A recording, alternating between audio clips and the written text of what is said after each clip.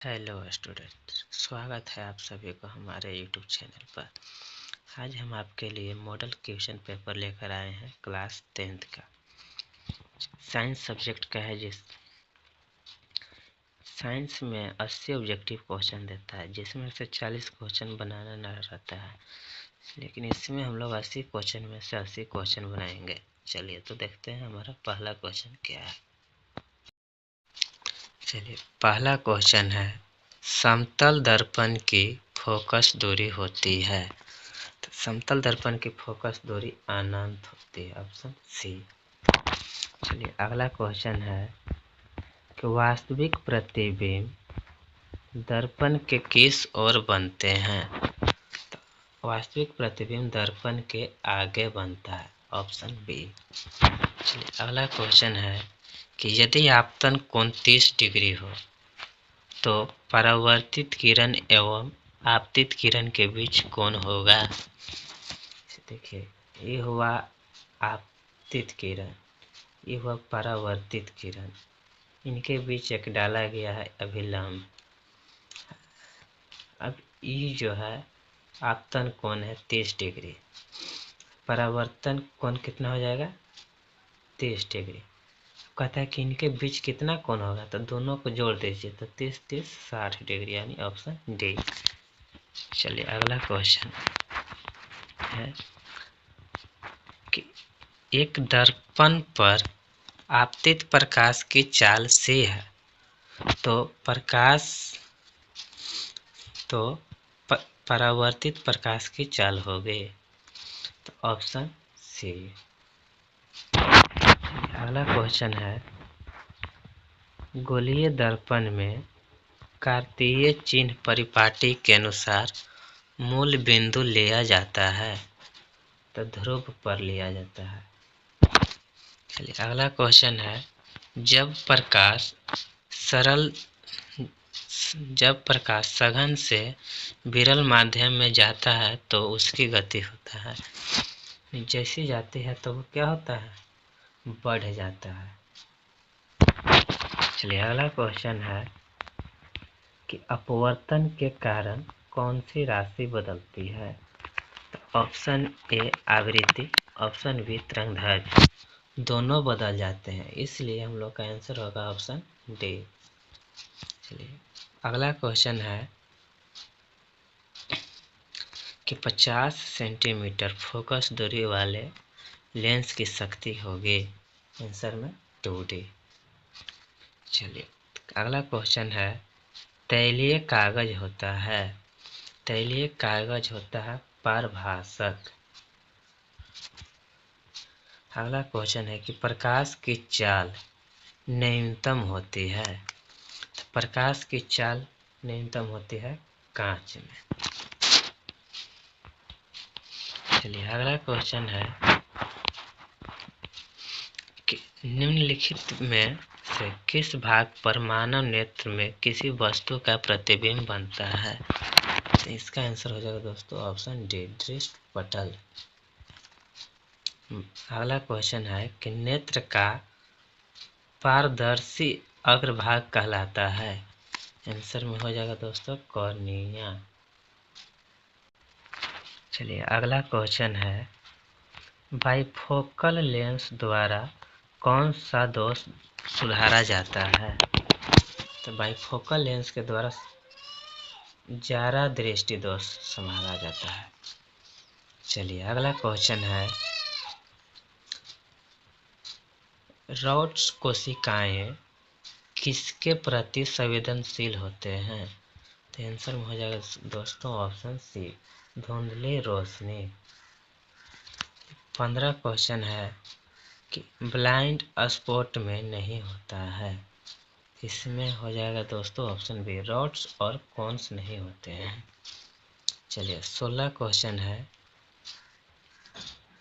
कि विद्युत धारा के किस प्रभाव पर कार्य करती है। तो ऊष्मीय प्रभाव पर कार्य करती है, ऑप्शन बी। 17 क्वेश्चन है, किस उपकरण में धन और ऋण का चिन्ह नहीं होता है। आंसर में कुंडली में चिन्ह नहीं होता है। चलिए, अगला क्वेश्चन है निम्नलिखित में कौन सा मात्रक वाट के बराबर होता है? तो ऑप्शन हो जाएगा दोस्तों ए, जूल प्रति सेकंड। अगला क्वेश्चन है, विद्युत हीटर के तार की कुंडली बनी होती है। इसका आंसर हो जाएगा दोस्तों, आंसर में नाइक्रोम की बनी होती है। चलिए अगला क्वेश्चन है, कार्य करने की क्षमता को क्या कहते हैं? इसका आंसर हो जाएगा दोस्तों ऑप्शन सी, ऊर्जा। चलिए अगला क्वेश्चन है कि विद्युत धारा के चुंबकीय प्रभाव की खोज किसने की? तो विद्युत धारा के चुंबकीय प्रभाव की खोज किसने की? इसका आंसर हो जाएगा दोस्तों ऑरस्टेड, ऑप्शन ए। ये चुंबकीय बल रेखा की प्रकृति होती है। इसका आंसर हो जाएगा दोस्तों ऑप्शन ए, काल्पनिक। चलिए अगला क्वेश्चन है, विद्युत धारा उत्पन्न करने की युक्ति को क्या कहते हैं? विद्युत धारा उत्पन्न करने की युक्ति को क्या कहते हैं? आंसर जनित्र। चलिए अगला क्वेश्चन है, लघुपथन के समय परिपथ का मान होगा। तो लघुपथन के समय परिपथ का मान बहुत कम होता है, यानी ऑप्शन बी। चलिए अगला क्वेश्चन, नाभिकीय ऊर्जा प्राप्त करने हेतु आवश्यक तत्व है। आवश्यक तत्व है, तो इसका आंसर हो जाएगा दोस्तों यूरेनियम। चलिए अगला क्वेश्चन है कि प्रकृति में पृथ्वी पर ऊर्जा का मुख्य स्रोत है। तो ऊर्जा का मुख्य स्रोत हो जाता है दोस्तों सूर्य, ऑप्शन बी। चलिए अगला क्वेश्चन है, निम्न में किसका अर्थ जल होता है? किसका अर्थ जल होता है? तो हाइड्रो का अर्थ जल होता है, यानी ऑप्शन डी। चलिए अगला क्वेश्चन, निम्नलिखित में कौन सा युग्म एकल विस्थापन अभिक्रिया प्रदर्शित करता है?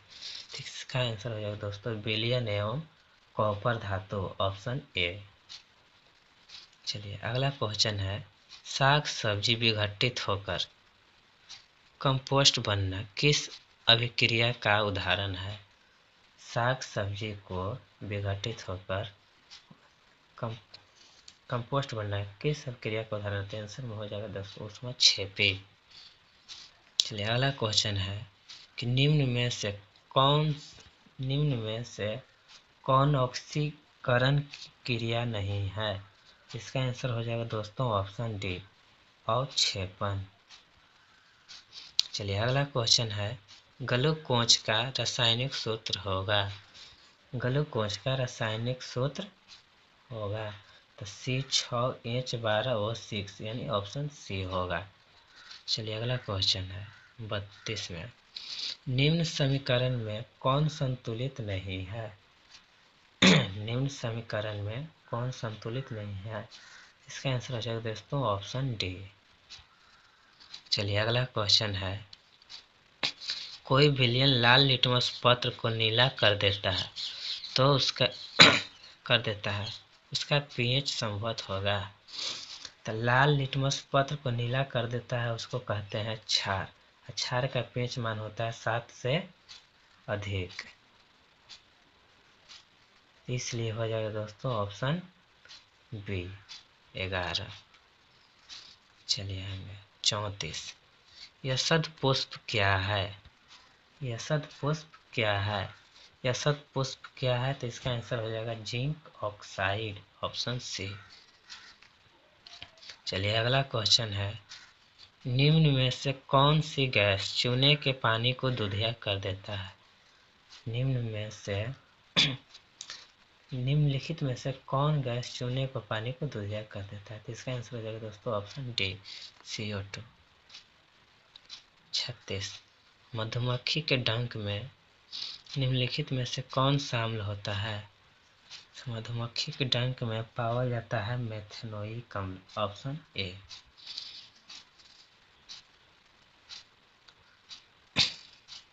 चलिए अगला क्वेश्चन है, प्लास्टर ऑफ पेरिस का रासायनिक सूत्र होता है तो CaSO4 1/2H2O, ऑप्शन बी।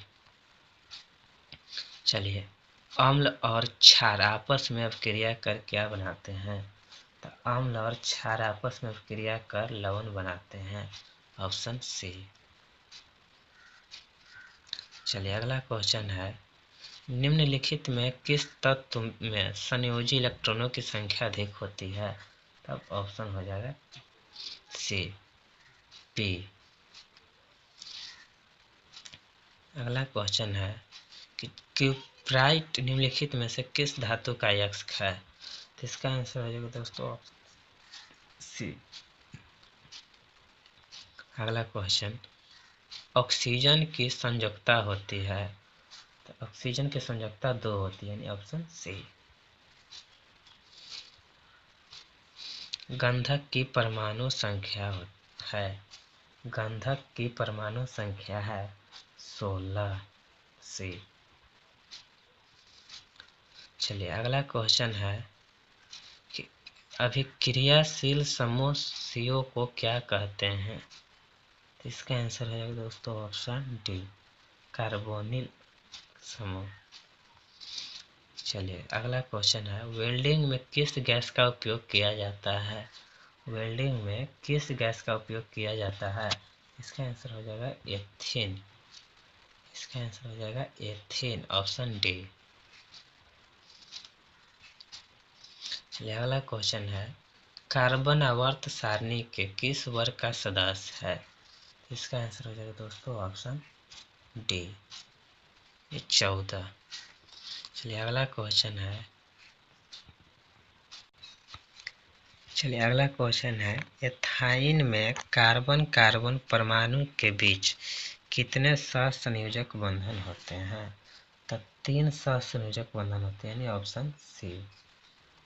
चलिए अगला क्वेश्चन है कि निम्नलिखित में से कौन अधिक क्रियाशील हैलोजन है? तो इसका आंसर हो जाएगा दोस्तों ऑप्शन ए। चलिए अगला क्वेश्चन है, आवर्त सारणी में कितने आवर्त होते हैं? आवर्त सारणी में कितने आवर्त होते हैं? Option C, 7।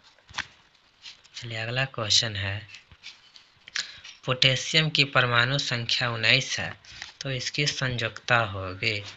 इसकी संयोजकता हो जाएगा 1, यानी ऑप्शन ए। चलिए 50, आधुनिक आवर्त सारणी में ऊर्ध्वाधर स्तंभों की संख्या होती है? तो स्तंभों की संख्या होती है 18, यानी ऑप्शन डी। चलिए अगला क्वेश्चन, निम्नलिखित संकेतों द्वारा व्यक्त तत्वों में कौन सा धातु है? Option B.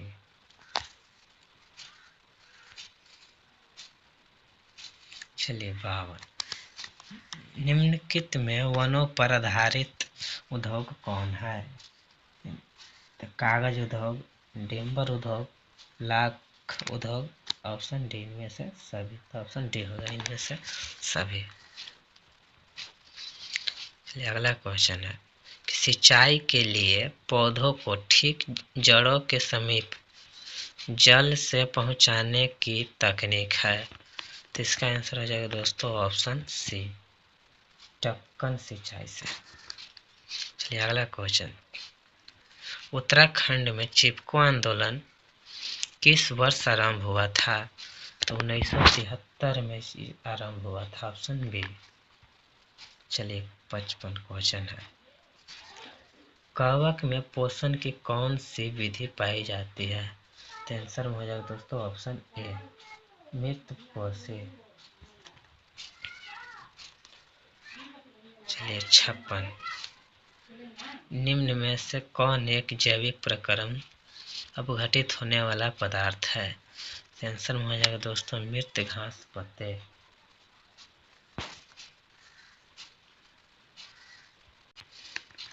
मनुष्य में पाचन क्रिया का आरंभ होता है? आंसर हो जाएगा मुख गुहा से, ऑप्शन ए। चलिए अगला क्वेश्चन, सजीव में पाए जाने वाले जैव प्रक्रम हैं? श्वसन, पोषण, प्रजनन, इनमें से सभी। तो इसका आंसर हो जाएगा दोस्तों ऑप्शन डी, इनमें से सभी। चलिए अगला क्वेश्चन है कि किण्वन क्रिया होती है? हाइड्रा में, अमीबा में, ईस्ट में। तो किण्वन की क्रिया होती है ईस्ट में, ऑप्शन सी। चलिए आगे क्वेश्चन। वायवीय श्वसन क्रिया में निम्नलिखित में से किस गैस का प्रयोग किया जाता है? तब ऑक्सीजन का प्रयोग किया जाता है, O2 का। कोशिकीय ईंधन किसे कहा जाता है? कोशिकीय ईंधन किसे कहा जाता है? तो ग्लूकोज को। चलिए अगला क्वेश्चन है, पौधों में वाष्पोत्सर्जन मुख्यतः किस अंग में होता है? तो इसका आंसर हो जाएगा दोस्तों ऑप्शन सी, पत्तियों में। अगला क्वेश्चन है, मानव हृदय किस तंत्र का भाग है? आंसर में हो जाएगा दोस्तों डी, परिसंचरण तंत्र। चलिए अगला क्वेश्चन है कि निम्नलिखित में से कौन रक्त का थक्का बनने में सहायक होता है? तो इसका आंसर हो जाएगा दोस्तों ऑप्शन बी, फाइब्रोनोजिन। चलिए 65 क्वेश्चन है, पादप अपशिष्ट संचित रहते हैं। इसका आंसर हो जाएगा तो ऑप्शन डी, इनमें से सभी में।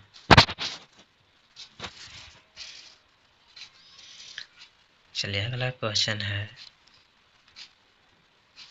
कि एमिनो अम्ल के विखंडन से बनता है। इसके विखंडन से क्या बनता है? तो NH3 गैस बनता है। सॉरी दोस्तों, NH अम्ल बनता है, NH3 यानी ऑप्शन सी। चलिए कवक का प्रधान कार्य है। कवक का प्रधान कार्य है ऑप्शन बी, उत्सर्जन। चलिए अगला क्वेश्चन है, इनमें से कौन पादप हार्मोन है? इसका आंसर हो जाएगा दोस्तों ऑप्शन डी, साइटोकाइनिन। फलों को पकाने वाला हार्मोन है ऑक्सीजन, जिबरेलिन, एथिलीन, यानी ऑप्शन सी। चलिए अगला क्वेश्चन है, मनुष्य में कपाल तंत्रिकाओं की संख्या होती है। मनुष्य में कपाल तंत्रिकाओं की संख्या होती है, आंसर में 12 जोड़ी। चलिए रुधिर चाप नियंत्रित होता है। तो रुधिर चाप नियंत्रित होता है तो ऑप्शन सी, एड्रेनल द्वारा। चलिए हाइड्रा में प्रजनन किस विधि से होता है? तो हाइड्रा में प्रजनन होता है मुकुलन के द्वारा, यानी ऑप्शन बी। चलिए अगला क्वेश्चन है, पुष्प में नर प्रजनन अंग होता है। पुष्प में नर प्रजनन अंग होता है ऑप्शन ए, पुंकेसर। चलिए अगला क्वेश्चन है, शुक्राणु बनता है। तो शुक्राणु कहाँ बनता है? वृषण में, यानी ऑप्शन डी। चलिए अगला क्वेश्चन है, जीवों के उत्पत्ति के पहले पृथ्वी पर निम्नलिखित में क्या नहीं था? तो ऑक्सीजन नहीं था, यानी O2, ऑप्शन सी। चलिए अगला क्वेश्चन, आर्कियोटेरिक्स के संबंध में निम्नलिखित में कौन कथन सत्य है? यानी ऑप्शन डी, इनमें से सभी। चलिए अगला क्वेश्चन है, निम्नलिखित में से कौन प्राणी अपना लिंग बदल सकता है? आंसर में घोंघा, यानी ऑप्शन ए। निम्नलिखित में से कौन पर्यावरण के अंतर्गत आते हैं? तो इसका आंसर हो जाएगा दोस्तों ऑप्शन डी, जलमंडल, स्थल मंडल, वायुमंडल, तीनों आते हैं, इसलिए ऑप्शन डी। चलिए अगला क्वेश्चन, मैदानी पारिस्थितिक तंत्र में मेढक किस प्रकार का उपभोक्ता है? द्वितीय है। चलिए अगला क्वेश्चन, लास्ट क्वेश्चन है दोस्तों, निम्नलिखित में कौन एक जैविक अनिम्नकरणीय पदार्थ है? आंसर में डी, डी, डी। चलिए मिलते हैं दोस्तों अगले वीडियो में।